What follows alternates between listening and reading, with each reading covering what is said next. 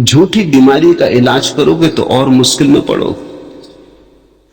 झूठी बीमारी के लिए अगर दवाइयां लेने लगोगे तो बीमारी तो झूठ थी, लेकिन दवाइयां नई बीमारियां पैदा कर देगी।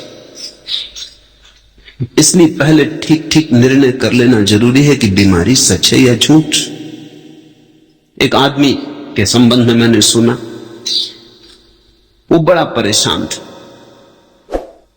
उसे एक वहम हो गया कि रात उसने एक सपना देखा कि वो मुंह खोल के सोता था। बचपन से उसकी खराब आदत पड़ गई थी।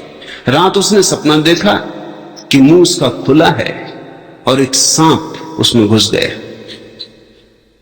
घबराहट में नींद तो खुल गई, लेकिन जब वो उसकी नींद खुली तब भी सपना ऐसा प्रगाढ़ था कि उसने बराबर सांप की पूंछ सरकते देखी, अंतिम पूंछ। वो चीखा भी, चिल्लाया भी, लेकिन तब तक वो कंठ के अंदर उतर गया। अब उसके बड़े इलाज किए गए, एक्सरे लिए गए, दवाइयां दी गई। डॉक्टर कहे उससे कि कोई सांप नहीं, क्योंकि एक्सरे में आता नहीं। वो कहे हम तुम्हारी माने कि अपनी, वो पेट में चलता है। अब तुम थोड़ा सोचो उस आदमी को, अगर तुम भी ऐसा विचार करो तो चलने लगे। विचार की बड़ी क्षमता है, कल्पना की बड़ी शक्ति। उसकी कल्पना प्रगाढ़ हो गई। वो बैठ ना सके, पेट में दर्द हो, कहीं सांप यहां सरक रहा है, कहीं वहां सरक रहा है, और उसका जीवन बेचैनी से भर गया। वो रात सो ना सके, काम धाम सब बंद हो गया। चिकित्सकों के पास जाए, वो कहें कि सांप हो भीतर तो हम इलाज करें, कुछ है ही नहीं। संयोग की बात, वो एक सम्मोहनविद के पास गया। उसने कहा कि सांप है। कौन कहता है नहीं? कहने वाले गलत, एक्सरे गलत होगा, लेकिन सांप है।